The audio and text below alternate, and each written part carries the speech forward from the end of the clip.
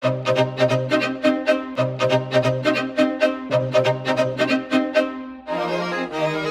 dans la pêche de la carpe moderne, la technique la plus rentable en période estivale reste la pêche à la patte. Donc c'est pour ça qu'aujourd'hui, je vais vous montrer comment je monte une ligne à la patte. Je vais utiliser le modèle RCP de la gamme Reef, donc nouveauté 2018.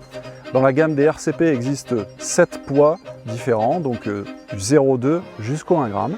Donc deux choses primordiales à savoir lorsqu'on pêche à la patte, donc le montage de la ligne et le sondage. Donc pour ça aujourd'hui j'ai décidé d'utiliser un flotteur de portance de 0,2 g. Donc je vais le monter avec un Carp Master en 20 centièmes. Et pour toute la gamme des RCP, vous pouvez utiliser la gaine en 0,50 qui conviendra parfaitement pour le 0,2 jusqu'au 1 g. Donc aujourd'hui, je vais monter en fait une ligne sans plomb. Donc il y a deux écoles pour la pêche à la patte. Il y a ceux qui pratiquent avec plomb et ceux qui pratiquent sans plomb. Donc aujourd'hui, comme il n'y a pas de vent, il n'y a pas de dérive en fait dans les temps, donc le sans plomb est pour moi l'arme idéale. En règle générale, je rajoute du plomb sur ma ligne juste quand il y a la dérive, donc un peu pour rééquilibrer l'ensemble comme une quille sur un bateau. Donc pour ça, un morceau de fil, un flotteur, des gaines et un hameçon numéro 10.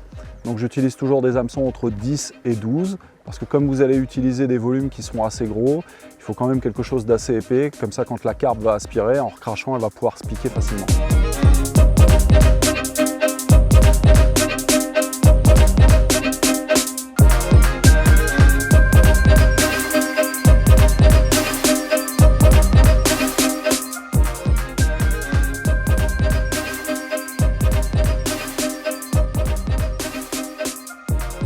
Donc là, je viens d'accrocher mon fil de 20 centièmes à mon Dacron connecteur. Sur le flotteur RCP, donc, on retrouve un œillet qui est positionné en fait en haut du corps et sur l'antenne.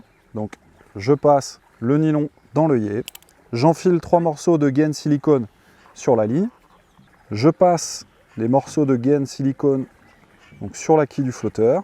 Donc il est recommandé de mettre le premier morceau à la base du corps du flotteur, le deuxième morceau au milieu de la quille et laisser dépasser un petit morceau de silicone donc pour pouvoir éviter les angles et que le fil revienne par-dessus. Et je finis par monter mon hameçon taille numéro 10.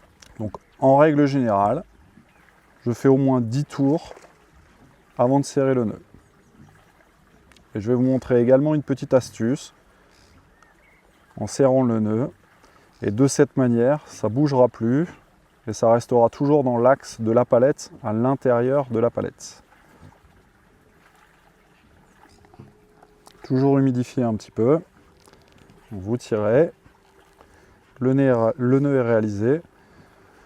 Et avant de serrer définitivement, vous prenez votre hameçon, vous le passez dans l'œillet d'une paire de ciseaux.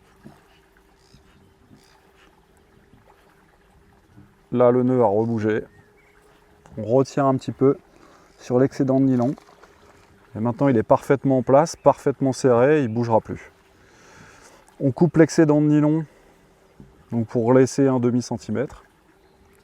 Comme ça nous laisse une réserve au cas où. Avant de commencer le sondage, je vais parler un peu plus en détail du flotteur et de ses particularités. Quille en fibre, flotteur port inversé, antenne fibre surmontée d'une antenne creuse. L'antenne fibre donc, est assez fine. Par contre, suffisamment longue pour pouvoir supporter le poids de la patte, suffisamment sensible pour pouvoir marquer tous les passages des carpes, donc quand elles vont goûter à la patte, quand elles vont passer dans le fil, quand elles vont aspirer avant la touche. Ce qui est merveilleux avec ce flotteur, c'est qu'on vit vraiment ce qui se passe. Et après avoir pratiqué et après avoir utilisé le flotteur plusieurs fois, vous allez avoir des indications qui vont vous permettre de vous dire là, ça va être le bon moment de ferrer. Donc j'ai décidé de pêcher cette zone près de l'arbre. Déjà, on découvre le fond. Donc là, on s'aperçoit qu'il y a une marche. 10 cm à côté, on a un tombant. Comme une marche, donc qui est plutôt agréable. Donc je vais pêcher là. Donc l'important, c'est quand vous sondez, il faut quand même qu'il y ait une partie d'antenne qui dépasse, comme ceci. Et ce que vous faites, vous relâchez le tout pour voir si la sonde emporte le flotteur. Et donc là, vous voyez, le réglage pour moi est parfait, c'est-à-dire qu'on a 2-3 cm d'antenne qui dépassent et ça sera idéal pour pouvoir faire la différence entre les passages dans le fil et les vraies touches à ferrer. Donc là j'ai mis quelques pelets et ma boule de pâte dans la coupelle.